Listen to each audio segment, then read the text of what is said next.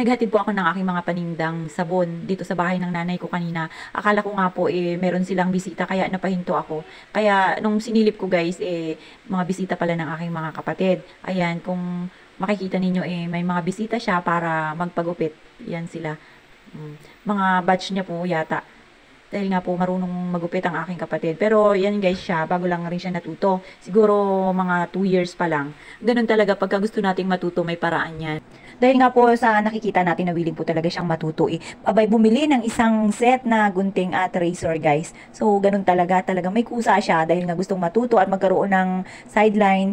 Para naman hindi na siya manghihiram ng mga gamit kung kani-kanino guys, diba? Tsaka pagka meron siyang gugupitan nandyan lang at hindi na po siya manghihistorbo na kung kani-kaninong tao na pupuntahan. At yan guys, siya po wala si Kuya Ding. Ang tawag po namin sa kanya ay Manong Ding. Manong means kuya or brother. Yan po yung dialect dito sa amin sa Palawan. Kaya nandito po siya guys dahil nga po nagtatrabaho po yan siya dito at pansamantala dito siya nakikituloy sa amin doon sa kabilang side ng bahay ng nanay ko. Meron po kasi kaming bahay kubo na walang nakatira kaya pansamantala doon po siya muna.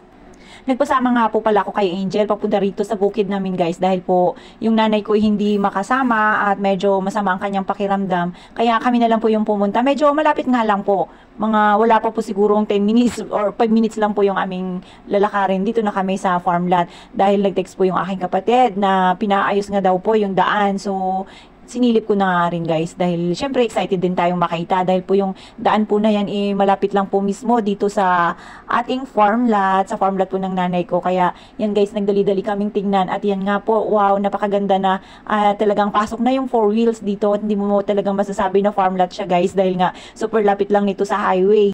At yan nga guys, pagdating nga po namin dito, talagang malinis na nga siya. Pero yung gumagawa wala yung mga gumagawa ng daan guys. Kaya nagdiretso ako dito sa pinsan ko dahil nga po nagpapakat siya ng kanyang mga punong kahoy at gagawin po sigurong lumber panggawa ng kanyang bahay. Personal na po nila tong panggamit guys dahil po sa kanila rin po mismo yan, sila rin po yung nagtanim. At syempre, gagamitin din nila sa sarili nilang pangangailangan doon sa kanilang bahay, sa may homeland nila guys, malapit doon sa highway. Kaya ayan yung pinsan ko guys, nag-aantay siya, nagbabantay siya sa mga nagtatrabaho. Maganda rin po talaga yung may mga tanim kang ganyan kasi kahit pa paano nakakatipid ka po lalo na ngayon super mahal na ng mga kahoy dito sa atin. Mahirap na magpagawa pagka wala ka po talagang pera, wala kang budget, talagang hindi matatapos ang pinagagawa mong bahay guys. Sa sobrang tuwa ko nga po pala nang pumunta ako rito guys, ayan, napasayaw ako at panay nga ang tingin nila sa akin, sabi nila siguro, nababaliw na tong babaeng to. Hindi nila alam, kumukuha lang ako ng aking content.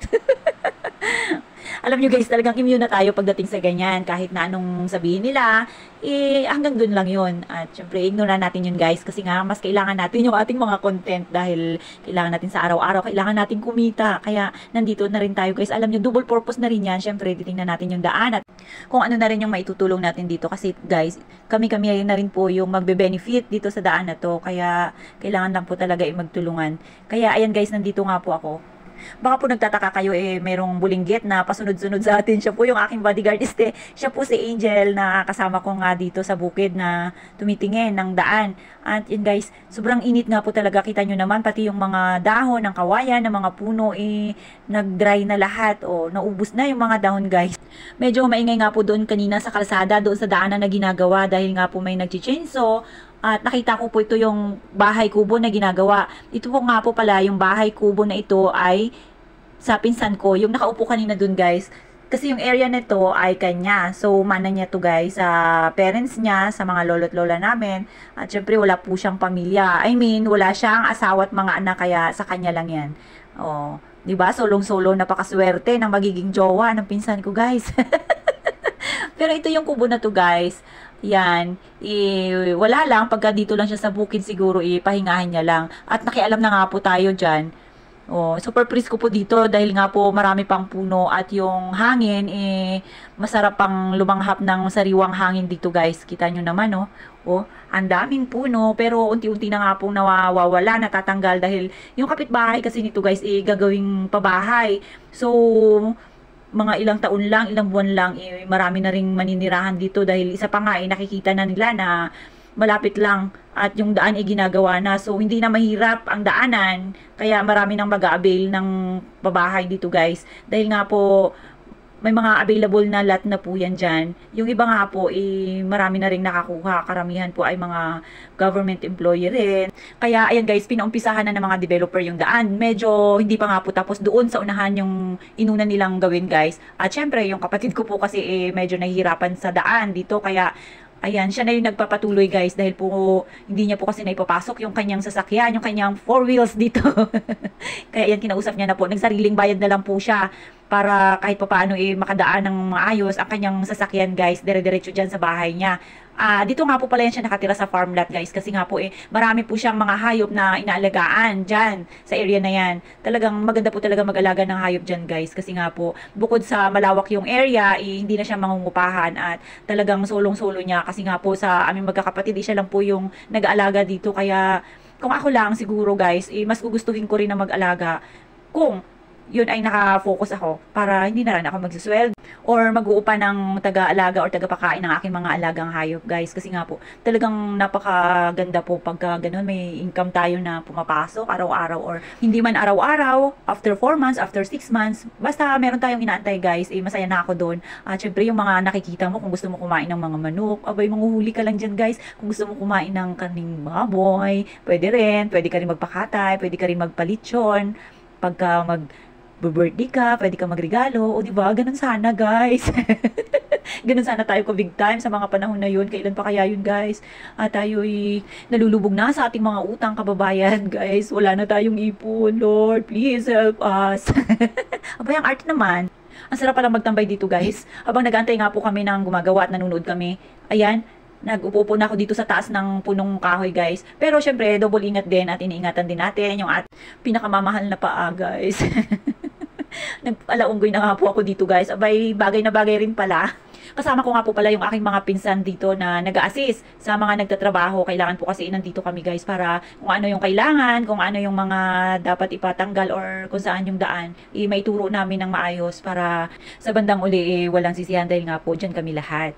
Mas maganda nga po sana kung dire-diretso yung pagpapagawa nito guys dahil nga ayan, kompleto na nga, may piso na taga-linis or taga-flat ng ating daanan. Ang kailangan lang po talaga yung panggas namin guys. Dahil nga personal po yun, personal na daan namin to, kaya personal din kami magbibigay ng panggas, kahit yun man lang, panggas man lang, na makadaan kami dito ng maayos, magkaroon kami ng maayos na dadaanan guys, dahil nga, kita nyo naman, bukid dito guys, at kung makikita ninyo, o diba, super sukal pa, buti na nga lang, mayroong nagtulong sa atin, nagkusang loob, basta ang sabi niya nga po, panggas lang, okay na sila. Wow, super bait naman nila guys. Sana all concerned sa kapwa, kasi meron dyan guys, hindi nagpapadaan sa kanilang daanan, dadaan lang naman, hindi naman kami hingi kanila lupa, hindi naman namin naagawin, makikidaan lang naman kami, sinasarahan yung aming daanan sa kabila, kaya dito na po kami dadaan sa kabila, at yan, kaya pinuprusige namin na maiayos ang daanan namin guys, kasi alam nyo guys, mas mahirap dito pagka tag-ulan. Talagang nagbabadya na nga guys, malapit na talaga ang tag-ulan, May na po ngayon. Kaninang umaga po talagang umambon na siya, kala ko nga lalakas ang ulan. Kaya pala halos araw-araw super init, talagang grabe nakakapaso guys. Yung pala yun ang sign na baka last na yon at papasok na tayo sa tag-ulan. Hindi na nga rin po pala kami nagtagal doon sa area na pinag-aayusan guys, yung Pinipison. Umuwi na kami ni Angel dahil po mamamalengke pa. At pupunta pa kami kay Mama, kay Modra. Sabang naglalakad nga kami guys, may nakita ako. Akala ko pwede nang pitasin yung mga pinya na tanim ng nanay ko. Hindi pa po pala. Full support talaga itong pamangkin ko si Angel guys. Guys, siya ay tagadala ng una natin at yung mga ibang gamit. At habang ako ay nagbibideo-video dito at nauna ako naglalakad, dyan lang siya sa ating likuran, bodyguard natin siya guys. Nadaanan ko nga po yung aking pinsan doon na nagtatambay, sana all, relax lang palagi at pahiga-higa lang. Tayo dito, halos araw-araw, kailangan natin kumilos. Pero guys, mas pabor din talaga sa akin ito na lagi akong busy. Alam niyo po ba kung bakit? Dahil pagka sa bahay lang ako, pa-relax-relax, nagkakaroon ako ng sakit. Marami akong naiisip na sakit guys at nararamdaman. Kagaya ng sakit ng ulo, cramps, sakit ng mga binti, joints, ano pa ba, sakit sa puso, syempre, laging nasasaktan. Lalo tigit sakit sa bulsa guys, yun talaga yung pinakamasakit at ang hirap tanggapin na palaging masakit ang ating bulsa dahil nga po walang laman.